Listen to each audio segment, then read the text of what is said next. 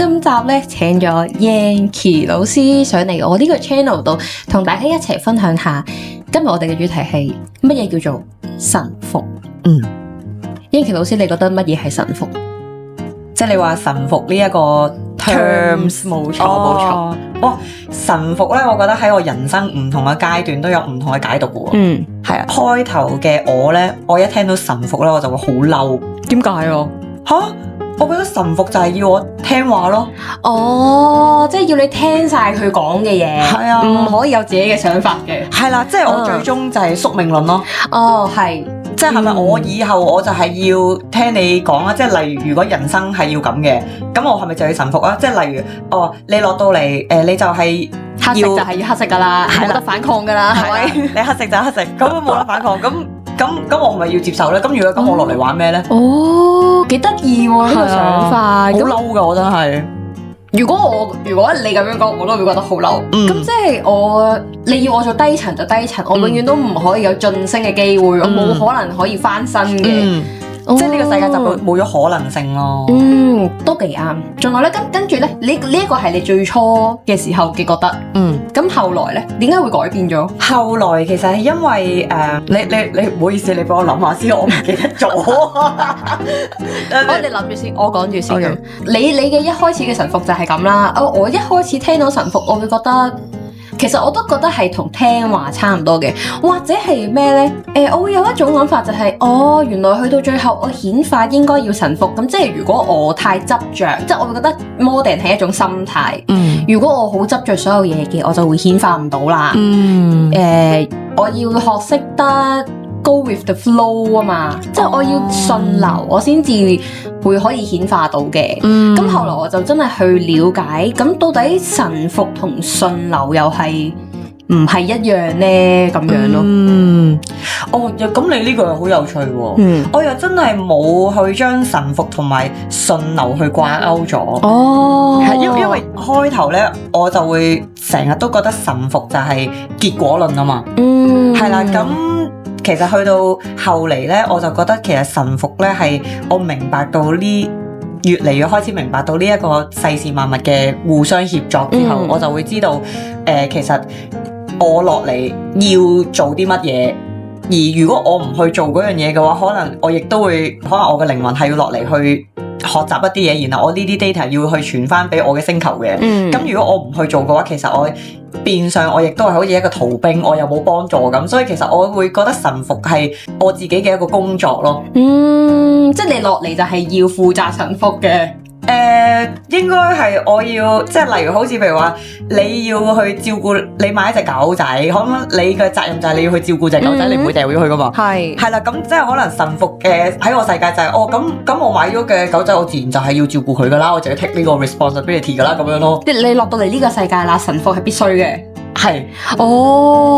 因為我好多嘢覺得都係心態上嘅問題，佢係好多嘢都覺得係，結果根本上我喺人性上面就係要服從呢一樣嘢，係咪好唔同啊？所以其實我覺得今日你好似你話齋，你話自由係乜嘢咧？其實每一個人對一個詞語嘅解讀都唔同。係啊，因為其實我自己開心流對話又係好想可以有好多個唔同嘅角度去拆解一件事喎。咁最好嘅方法就係揾唔同嘅人上嚟咯。唔同嘅人對於唔同嘅嘢，自然就會有唔同嘅解讀啦，係咪？咁後來你而家咧，你而家覺得臣服係點？而家嘅臣服咧，我反而我會睇淡咗好多嘅，係啦，因為咧以前嘅我會覺得臣服就一定係要聽話啦，同埋係宿命論啦咁樣。咁但係自從我覺得呢個世界係可能性係好多嘅，係啦，但係你總有啲嘢係你需要學習嘅。咁例如可能譬如話你靈魂喺落嚟呢地球嘅時候，可能你本身你已經喺靈魂界入邊，可能你已經定咗一啲目標俾自己學習嘅，係例如可能你必須要經歷去可能係要問人借錢，或者人哋爭你錢，或者經歷負債咁樣，係啊，經歷負債或者遇上渣男咁樣啦。咁你呢啲嘢，如果你唔去經歷嘅話，咁其實你亦都對唔住你嘅靈魂啦，係咪？咁你都係寫咗落嚟要俾自己經歷噶嘛。咁但係個問題就係冇人話你經歷完之後你唔可以去試其他嘢噶嘛。係，冇錯啊。係啦，咁所以我會視臣服係一份功課或者一份責任咯。即係我會覺得如果有啲嘢我係必須要經歷嘅話，我經歷咯，我願意去經歷咯，我只能講臣服就係咁咯，我覺得即係但係以前咧我都會有一段時間會覺得臣服同埋顯化有掛鈎咗嘅。係啊，我都覺得係啊，即係你去到最後一步，你唔係就係要你要因為最後係臣服放下先至可以顯化噶嘛，係咪？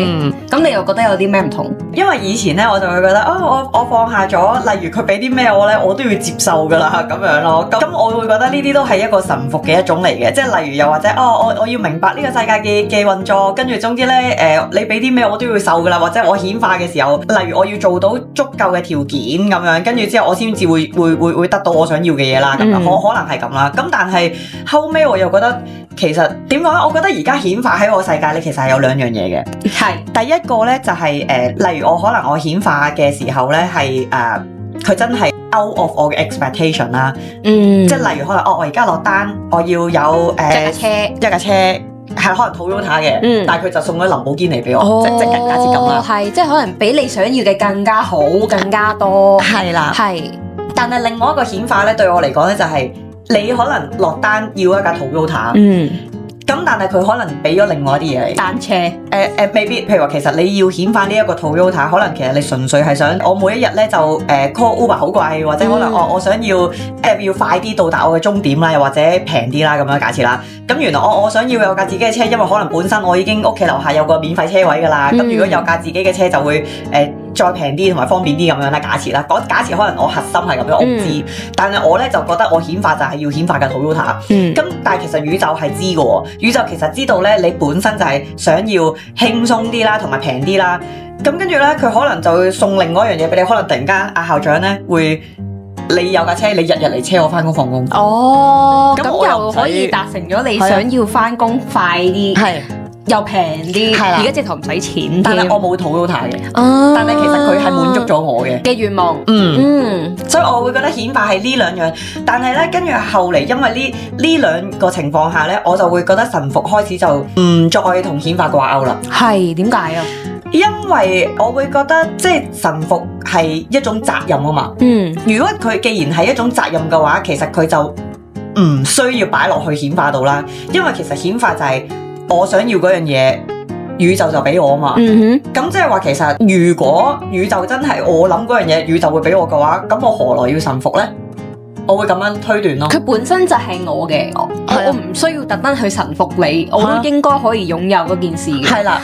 幾有道理，幾有道理，啱，好啱。係啦，咁你至於臣服，我話點解係責任就係，如果我嘅靈魂真係要我做嗰份功課，假設都係嗰句啦，即係要我負債嘅咁樣，要我經歷呢啲咁樣嘅傷痛嘅，咁如果靈魂要捨得俾你嘅，我就會當呢一件事係臣服。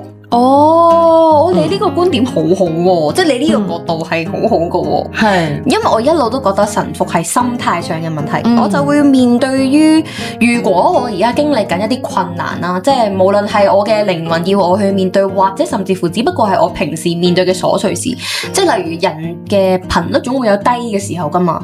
咁你喺低嘅時候咧，你諗嘅嘢咧都未必會可以正面啦，係咪？咁可能你個人嘅狀態都未必會好啦，係咪？咁我呢個時候就會套用臣服嘅心態落去咯，即係我會覺得有低有高都係一件好正常嘅事啊。咁我點解一定要強迫自己永遠都係一個好嘅地方呢？我要容許自己係一個低嘅地方。咁我覺得呢一個都對我嚟講呢個係臣服咯。我想問下，咁會唔會係有時，例如好似你話齋，我頻率低，但我可能想顯化一層樓嘅時候啦，佢唔俾你，或者仲未俾你。咁你哋會唔會覺得呢一個就係總之我就要臣服啦，因為我未到嘛，咁我咪唯有等咯，係咪咁嘅意思啊？係有少少咯，即係你有時候咧，如果我想顯化一層樓，但我顯化唔到，好多時我哋會做嘅第一樣嘢係會點啊？點解仲未有㗎？點解唔得嘅？我係咪做好多嘢都做得唔好咧？咁我覺得有時候係呢個適當嘅反思咧係啱嘅。咁因為始終都要真係去拆解一下，到底發生咗啲咩事，係咪能量嘅唔好，所以令到我顯化慢咗咁樣。咁但係摩定，我覺得喺內心深處，你對於自己嗰種態度就係要冇所謂嘅。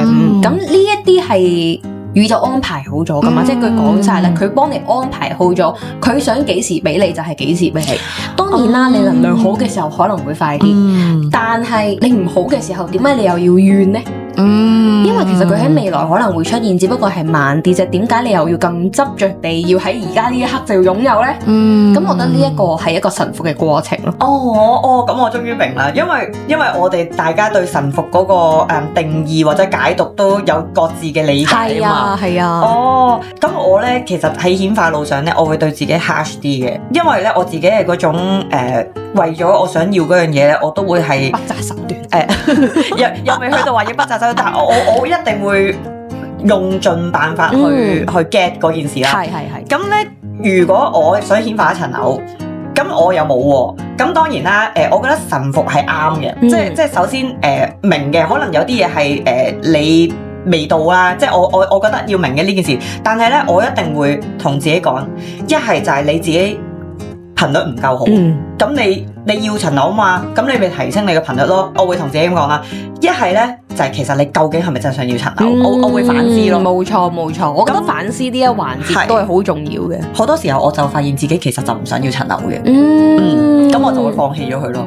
我明㗎，我自己就會發現咧，通常一反思點解會有棘嘅時候，我會發現係我自己嘅內心出現好多阻礙啊！即係一嚟唔係我唔想要，只不過係我自己可能仲會有好多唔同嘅，例如恐懼啦，會覺得好煩啊，咁我咪要搞好多嘢咯，我唔想啊，即係會有好多呢啲嘅情緒咧，反而會令到我唔想做呢件事，而令到呢件事推行唔到嘅。例如如果你要顯化層樓，首先你要做咩？你梗係要睇樓噶嘛，一睇樓話唔得，好遠啊，好煩，唔想玩啊，冇時間。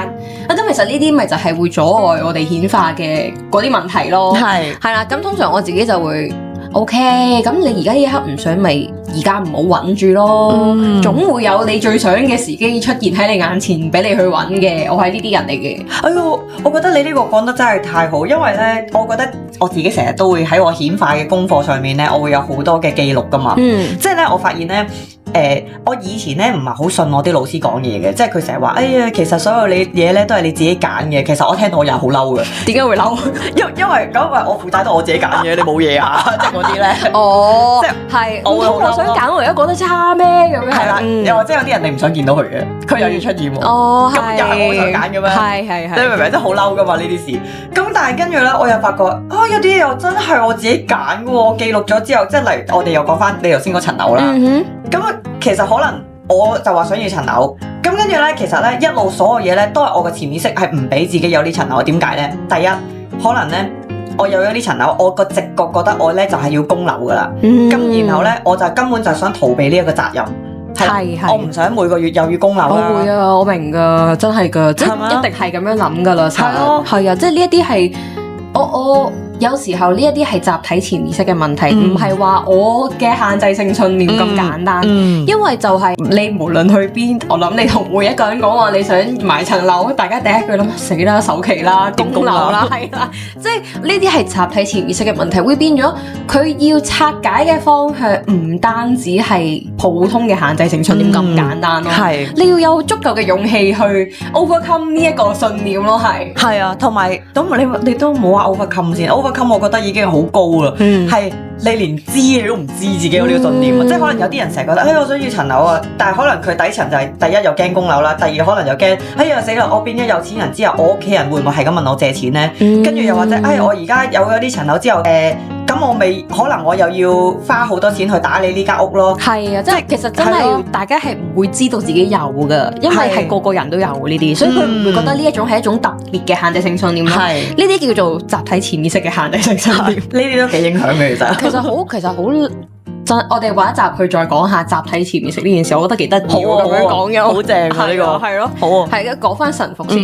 咁如果咁我講下啦，你又最後尾你係點樣令到自己真係願意去臣服咧？你而家係願意噶啦嘛？即係你中間嗰個過程，你係點樣去過渡嘅咧？因為咧本身我自己就開頭我咪話好嬲嘅，即係我覺得點解要宿命論咧？即係點解嗰條路係我八字嗰度寫咗係咁，我就要咁咧？即係如果係咁啊，我會覺得做人係冇意思咯。係咯，咁如果係咁嘅話，我跟你啦，講衰一句，即係睇完條命係咁就個人生就係咁噶啦，咁我躺平咪得咯。係啦，反正要發生嘅都該要發生噶啦，咁我做乜嘢要努力？真係真心係嘛？冇錯。咁跟住即係我自己又可能對於呢個命運嘅唔想，就係因為咁樣就去屈服啦咁樣。咁我可能我睇咗好多嘅文獻啊，跟住又即係又可能做好多嘅催眠啦，跟住又自己不停喺度去做好多嘅顯化嘅工作啦，去練習啦咁樣。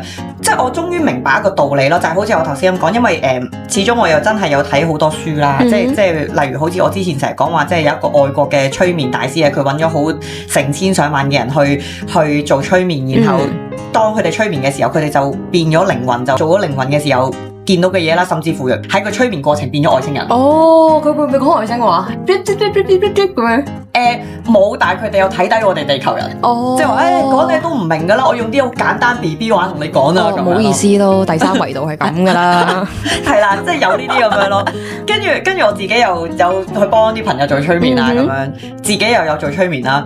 跟住我就開始發現，即係其實有啲嘢咧係要學習嘅。咁講真，你落到嚟，你都唔係齋玩啊！即係講真，我覺得玩呢件事係包裝嘅。即係你話落嚟地球玩，其實係個問題係，但係其實你落嚟地球你都係有得着噶嘛。我覺得係升呢咯，俾我揀我會覺得似係你落嚟地球係升呢咯。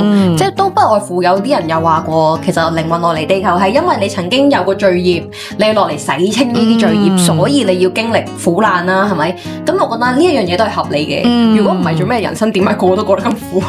你洗罪孽又好，落嚟做功課都好，即係但係你總唔能夠乜嘢都冇個目標噶嘛，係咪先？即係講真，我任何嘢都有目標噶嘛。就算你帶個小朋友去個公園玩，你都係有目標噶嘛。例如俾佢放電，係咪啊？例如俾佢開心。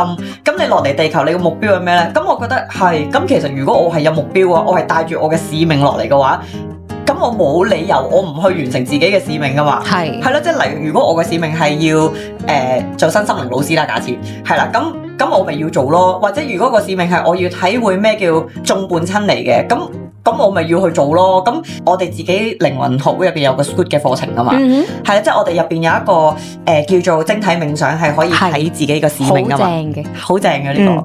自從即係我做咗嗰個冥想之後，即係我知道自己大概嘅使命係咩嘅時候，咁我就會明白。其實我有我自己嘅使命，咁既然呢件事係我本身from我靈魂嘅時候，我希望落嚟得到嘅，咁我做乜嘢我要違背我自己呢？係啦，咁所以我就臣服啦，我就會覺得，咁如果既然有啲嘢我係要必須經歷嘅，我會經歷咯。你知唔知以前我睇關係，我睇得好重㗎？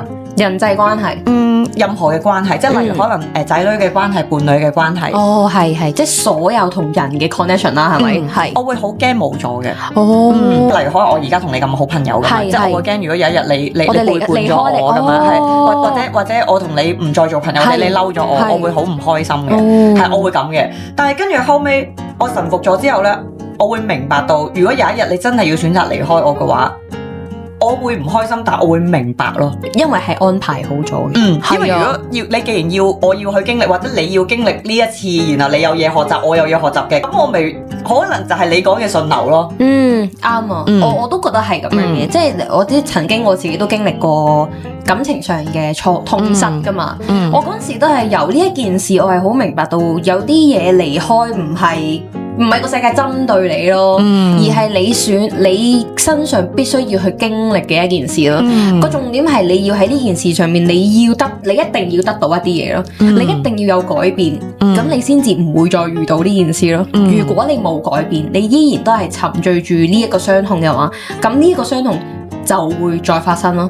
跟住後來就學咗嚟能量束啦，我哋然後又學咗唔同嘅清理挖掘嘅方法，咁就真係先可以完完全全地真係俾我明白到，原來我要嘅呢一堂課，原來係代表啲乜嘢嘅，先至開始明白，其實你會揾得翻嘅，一路以嚟原來你曾經都發生咗大大小小嘅差唔多嘅事，只不過今次你最痛啫嘛，因為你夠痛啦，所以你開始改咯。如果唔係，你就會繼續形形色色、大大小小地發生喺你身上咯。即係我自己聽完你咁講咧，我覺得係好啱。就係咧，你知唔知我而家對於我啲糾結咧係好重視嘅？點解咧？因為我知道咧，我嘅靈魂落嚟係俾我學習噶嘛。係啊。嗱，例如啦，我嘅靈魂可能想要我學習，例如係點樣可以有邊界感嘅假設啦嚇。咁可能咧，我呢個人就冇邊界感嘅，我落到嚟就係要學習咩叫邊界感。咁一係就係你成日踩人哋底線，一係你就係成日俾人踩底線嘅啫。係啦，咁你先學得乜嘢叫邊界感噶嘛。咁咧可能我落到嚟咧，我就係一個冇底線嘅人嚟嘅。咁好啦，咁然後可能譬如話，我以前真係冇底線嘅人嚟嘅，即係我公司嘅 partner 咧係踩到我咧，直情係我所有嘅朋友都鬧我嘅話，哎呀呢個人咁冇底線嘅你，咁係咁鬧我嘅，跟住咧我淨係俾人鬧極咧都唔覺得有問題，你繼續鬧我啦，係啊，我真係冇底線㗎，唔係啊，我直頭係覺得自己冇錯㗎，係我覺得自己冇問題㗎，我即係冇底線呢件事係冇問題嘅，哇！我啲 friend 鬧到咧，即係個個要同我絕交咁就係㗎。即係佢哋話你再咁冇底線嘅話，你唔好再叫我朋友啊咁樣噶。哦，係啊，佢哋做晒炸兩啦已經。做晒炸兩啦，跟住我都唔覺得有問題喎。跟住之後直到即係嗰個 partner 即係做更加多傷害我嘅時候，跟住我就開始醒啦。咦，我個人又真係好似冇乜底線。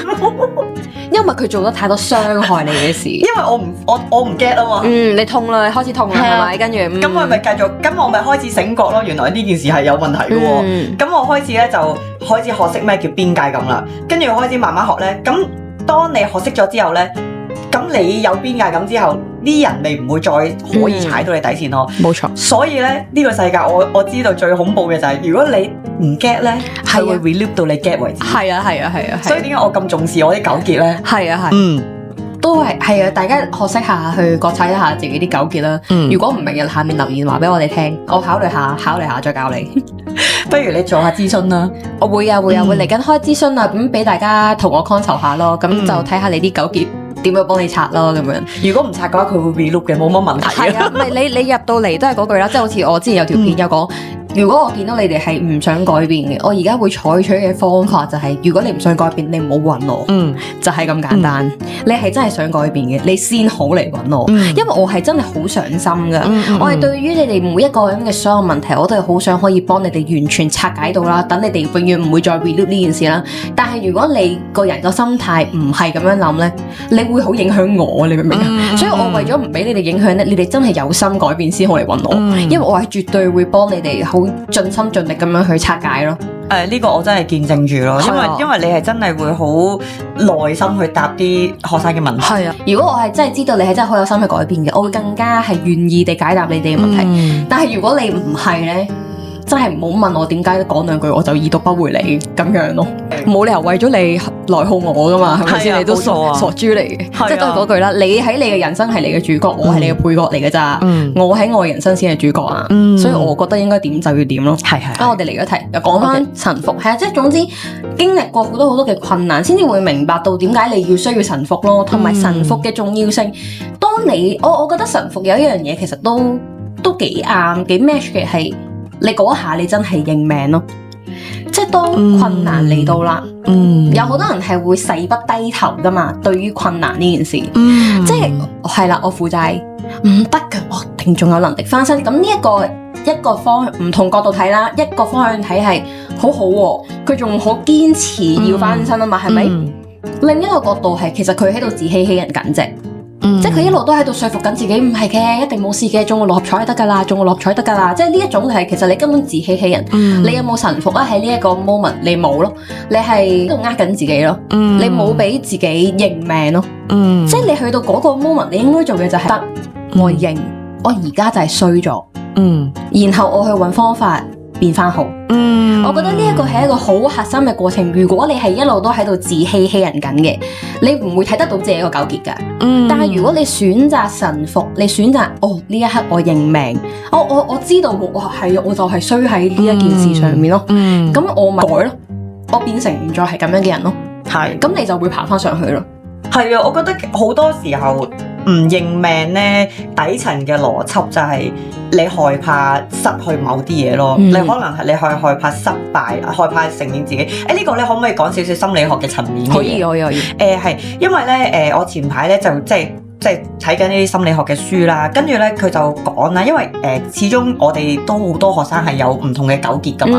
咁但係咧有陣時我哋都會有個感覺就係其實佢哋好唔臣服噶嘛，係咪？即係好唔認命噶嘛。係啊，即係你同佢講呢件事咧，佢會有千萬個藉口講翻俾你聽噶。係啦，唔係咯，我都唔係咁啫。即係其實我平時都有做嗰啲噶，不過冇用咯。咁因為我好想去試下用心理學嘅角度睇下拆唔拆解到啦。咁因為有陣時講真，即係我哋講靈魂，有陣時可能啲人都會覺得我哋好虛。咁如果你有心理學嘅 backup 咧，咁你就會成件事你會明白啲啦。係冇錯。跟住我終於揾到答案，就係咧點解嗰啲人會唔臣服咧？其實都好大即係其實個原因係因為其實我哋而家嘅人格係我哋自己 build up 噶嘛。係，即係例如我哋會可能會喺我哋其他人面前表露到我哋係冇乜所謂一個點樣嘅人設啦，自己創造嘅角色嘅一個。Yes， 咁例如係咯，可能佢係我好有自信嘅，我好開心嘅，好幫人嘅，點啦，呢個係我自己人設啦。但係個問題係，當你遇到一啲問題嘅時候，你唔會想承認你一路以嚟辛辛苦苦建立嘅人設去 collapse 㗎，即係你唔會想覺得